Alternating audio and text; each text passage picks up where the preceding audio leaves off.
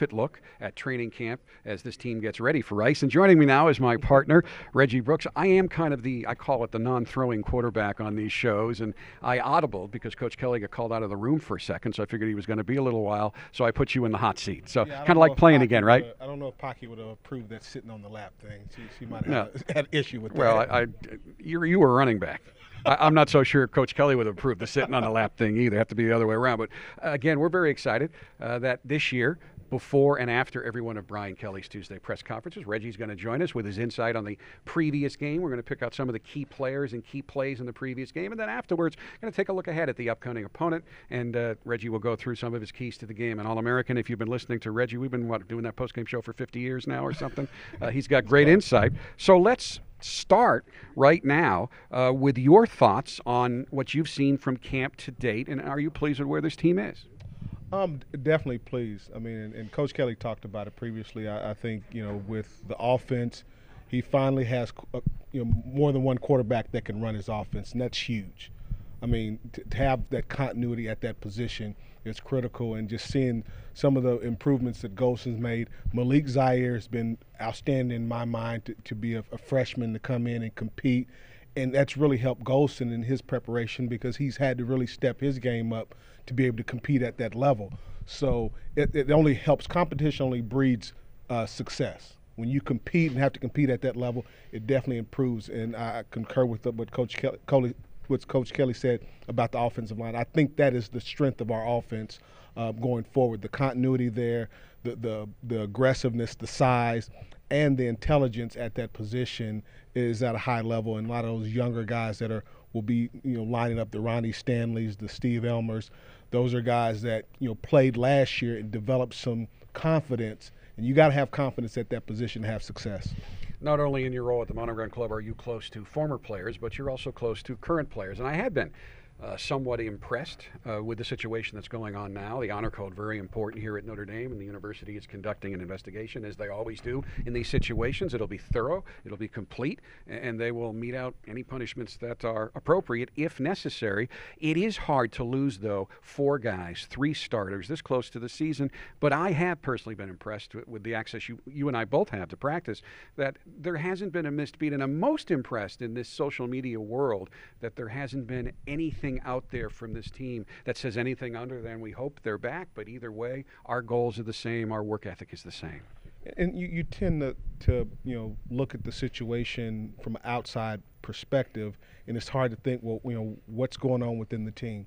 And I've had the opportunity to speak with a lot of these young men over the course of their time here, and the one thing I always tell them, it doesn't matter what the media says, what we say as talking heads, even as former athletes. It's not our place to dictate what goes on in that locker room. If you guys have that continuity and that confidence in each other and in your coaching staff, that's what matters. And I think that's where they are. They've gotten to that level where, you lose, guys come and go, whether it's injury, whether it's academic issues, whether it's, guys, not happy with playing time. Guys come and go. But what is the consistent message that's being sent not only to the student athletes, but also to the coaching staff? We're going to do this the right way. And that constant, preaching of the same perspective across the board, it only helps because as an athlete, you're a creature of habit. And when you have a habit of this is how things work here, and you got a choice to make. Either you're going to do things this way or that way, but there are consequences. But you're getting the same message within the locker room. And that is the critical factor, that no matter where these young men go or what happened to them or what transpires after the investigation, they're part of the Notre Dame family. They're part of this team's family, and that takes precedence over anything anyone has to say or how it's viewed from outside. As long as they have a conscious understanding of how they do things within their locker room, if the players and the coaches are comfortable there, I'm fine with it. And I think they should just continue in that fashion. Well, and it's the ultimate goal. People ask me about, the purpose of this athletic department. It's to develop student athletes who excel on the field, on the court, in the classroom, and in life. And having been here now for 30-plus years, that's what you see when people come here down the road, how successful they are, what great contributors they are to their communities. And it's the atmosphere. And actually what they put you through here is what helps develop that. And I know we're going to talk about players that Reggie has selected that he thinks are going to play key roles this year. And one guy I know is going to be, he's already a success. He's going to be a success in life, and he's going to be a success on the field this fall. That's Jaylon Smith at linebacker. This kid is phenomenal. I mean, I had the opportunity to watch him in high school because he was coming from the Fort Wayne area. I had seen him on film. My sons played high school football, so I'd had an opportunity to see him play. But just the growth between his freshman year and this year, and it's more on the off-the-field things or behind-the-scenes things that you don't see. I mean, we know his athleticism. He's gotten bigger. He's gotten stronger. He has a great understanding of the position across the board. And, he's been a real mainstay in that transition. And, Coach Kelly talked about it, but I can't stress enough the importance of being able to transition from a completely different defense than you had previously, and to see these young men step into that role and him take a lead role in that. And I hear him talking to the defensive backs, hear him talking to the other linebackers, the young guys, and coaching them up. It's one thing to have the coach coaching you, but to have a coach on the field and a guy at this, a sophomore being able to coach guys up, that's huge. It is so important to have that key position. And I always go back to 2012. When you look at the defense, you had someone at the defensive line level, the linebacker level, and the secondary level, having that continuity, that coach on the field to get guys in the right position. That's Jaylon Smith. He is that constant and that focal point that guys rally around him. And I think people forget the amount of talent that this team lost on the defensive line to it. Nix, Springman, and don't forget Konashwenke, who had developed into an NFL quality player who really was supposed to be available this year but had to play his freshman year when Tuitt had a little academic misstep and the coaching staff suspended him for a game. You've got 4 quality guys who are gone, and Sheldon Day is really stepping up into that role. I love Sheldon. I mean, I really think this defense really fits him more because he is that 3 technique kind of defensive tackle that get up the field, disrupts. He can destroy a double team with his quickness and power. He reminds me a little bit of Warren Sapp. I had the opportunity to play with Warren in Tampa, and Warren was so disruptive. And to be able to get pressure on the quarterback from that 3 technique position is huge. To be able to collapse the pocket and have those guys on the outside that can get upfield and really crush the quarterback from outside. And a lot of that starts with the ability to collapse the pocket from inside. And if you can get some pressure up the middle, it really forces the quarterback out of his comfort zone because he can't step up in that pocket and make a play. And Sheldon does a great job with his strength and speed and his knowledge and understanding of leverage and how he attacks those double teams. It's going to be a huge factor in how well we get after the quarterback this year. And the next player I want to talk about is a guy that's not only on Reggie's list, but he's going to be one of our live guests coming up here in a second. And actually, Reggie has quite a long list of players to talk about. So if the players get here, we'll bring them in, and then we'll bring Reggie back at the end to complete this list. But talk about Austin Collinsworth. Quite a leader he's developed into being. Smart guy. And again, you go from Sheldon Day at the defensive line, Jaylon Smith at the linebacker position. Now you have Austin Collinsworth at the secondary.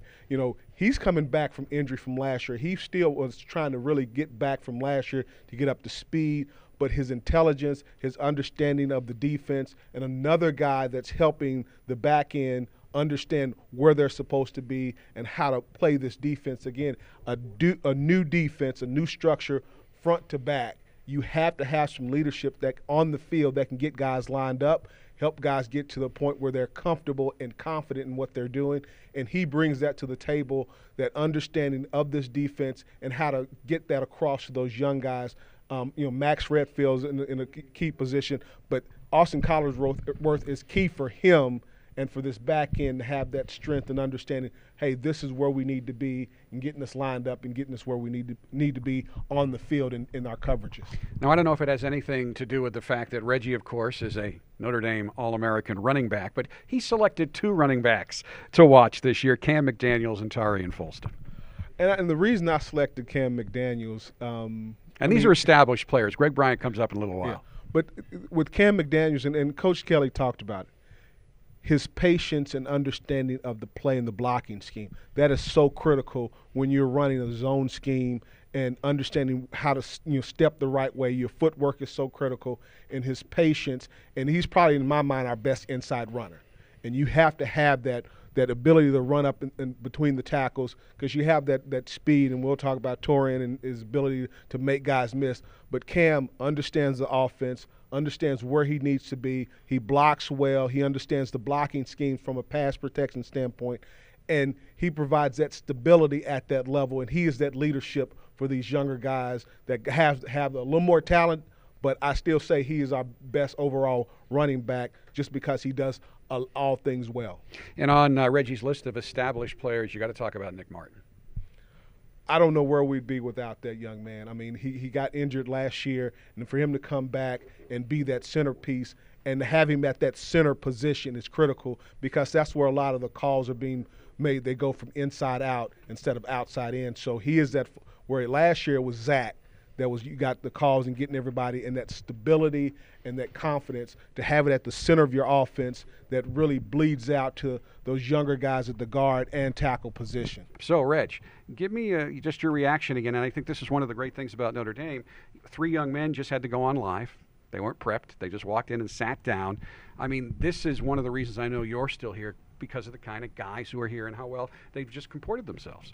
Well, one of the things, and when talking about Austin Collinsworth, another aspect of his maturity and what Notre Dame does is, life after football. And you have an opportunity to speak with him and connect him with alumni. We have, I guess I'm giving a shameless plug to the Monogram Club, but we have a program that helps our, student athletes connect with other student athletes that are in the industry, former student athletes, and it's actually through the athletic program to help them with their careers after they play, whether it's football. And truly that saying that the NCAA has, not everyone's going pro is going to go pro in athletics. So having that opportunity to expand themselves, and he's purported himself well, and so is Christian, and having the opportunity and talking with Bobby Brown, I'm good friends with him, and then talking to Cody and say, hey, we're here to help. We are that family and that connection and that reaching back to help those that are looking to progress in life.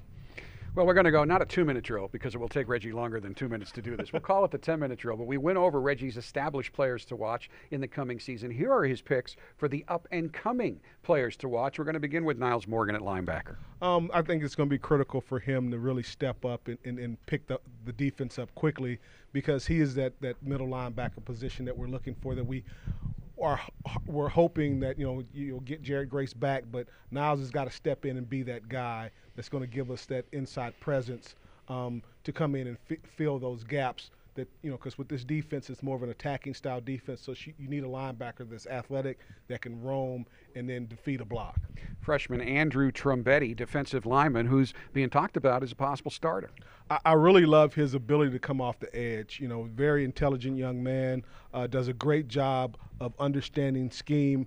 And one of the things, like I said, his ability when he had the opportunity to come in, I think this really helped him come in the spring and learn and go through spring ball. That really benefited him well, and getting bigger, getting stronger, but also understanding this defense and having a better understanding of what he needs to do to be successful in it. Max Redfield, sophomore safety, came on at the end of last year. He's making some plays during fall camp. I really think with Max and his athletic ability is what really is going to put him over the top in his range. He can cover. He reminds me a little bit of David Bruton, very athletic, rangy guy, physical, but can make plays on the ball. He has very good ball skills, and I think that's really going to help with this aggressive style defense, is someone on the back end that can get over the top and make a play, if one of the corner gets beat. And we just talked with Cody Riggs. This young man, I mean, I remember when we were recruiting him, he was good, but just watch him in practice. He's very savvy, and as he said, he's a very intelligent young man. Does a lot with the pre-snap read of understanding, offensive sets and what offenses are trying to do. Does a great job watching film. He is a veteran player, and I say he's up and coming, but he's more of a traditional corner for this offense. I mean, for this defense that can get in your face, play off. He has both. He has the capability to play off coverage as well as locking up on those big receivers. I mean, I got to see him lock up against Corey Robinson, who's a big, strong guy. He got after him. The dominant receiver so far in camp has been Chris Brown. And this is a young man that I really was nervous about coming in. Great speed, good size, very athletic. I mean, he was a triple jumper, sprinter in high school, and so I knew he could high point the ball and go up and get it. But the consistency with his hands. In camp, he's been a lot more consistent with his hands. He has to be even more consistent because, as Coach Kelly said, you have to have that one dominant receiver that makes plays game in and game out, that go-to guy that we've usually had over the years. Now, if anybody was watching before the players were able to get here and wondered, oh, wait a second, he only mentioned 2 of the top 3 running backs. That's because Greg Bryant, injured most of last year, didn't get much of a chance to play, but he's on your up-and-coming list. Now, that's your home run hitter. I mean, he has that long end speed that can get you down the field, and if you slip up defensively, that's a home run hit. And you got an offensive line. The thing that he needs to be conscious of is the patience, understanding the scheme of the blocking scheme, and being patient, because you have this tendency as a high school running back to come in college and want to just immediately jump outside, and you kind of destroy the blocking scheme of your linemen. So the better patience he develops, because when he explodes, he'll take it to the house. Steve Elmer starting on the offensive line. I love this kid. He is that prototypical left or right tackle. He has the size, he has the range, strength. He definitely developed as you watched him last year. Has the capability of he kicked down the guard. I mean, he is that prototypical tackle, but he can play the tackle position, which is more of a grinder. So you know he can come off the ball flat back and drive that defender off the ball. You know, and to be able to play both inside and outside, so tackle and guard, he has that strength and power, but also the feet to get back in pass protection. But also he can come off the ball with some emphasis on the run game.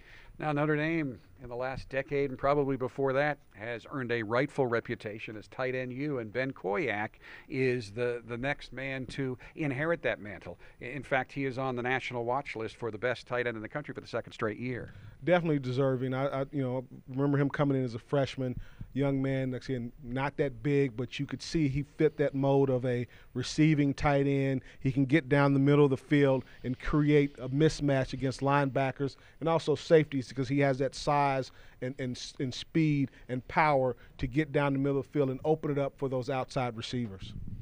So as you look at this schedule, according to the NCAA, using their wins and losses from last year, it's the 4th toughest schedule in the country. Phil Steele says it's the toughest schedule in the country, and you may be without 4 important guys, 2 of whom had the potential to be elite both at cornerback and wide receiver. So taking that all into account, what has to happen this year for this team to have what you would consider to be a good year? I always start with I always break the season up into quarters. You know, you have the first 3 games, the second 3, third 3, and fourth 3. We've got to get out of the blocks early. We need to put teams away, and this is something we've struggled with the last few years, the ability to put teams away early. You know, teams that we're supposed to beat. Like I said, nothing against Rice, but we're more talented than Rice. We should be able to I would love to see, Malik Zaire in early in the fourth quarter. I mean, that's saying we're taking care of business. So the ability to get out of the blocks fast, those first 3 games are going to be critical to really start this season off right, develop that confidence that you're going to need. I really expect to see this offense hit on all cylinders. All right, Reggie, a pleasure as always. Folks, just a small taste of what we'll be doing before and after every Brian Kelly press conference every Tuesday throughout the season. Reggie will take a look back at the previous game before we head into the press conference, looking at some of the key plays and players, and afterwards we'll do a little scouting report of the upcoming opponent. Reggie will give you his keys to the game, and of course you can watch all of Coach Kelly's Tuesday press conferences live right here on Watch ND. We hope you've enjoyed our coverage of Media Day 2014. Coming up a little later today, we'll have today's practice report / position profile, show you most of the highlights of today's practice in Notre Dame Stadium. They practiced in front of the media, so everything was open to everyone. And, of course, we're also going to take a look at the offensive line. So for Reggie Brooks and the entire Watch ND staff, I'm Jack Nolan. Thanks for watching, everybody, and go Irish.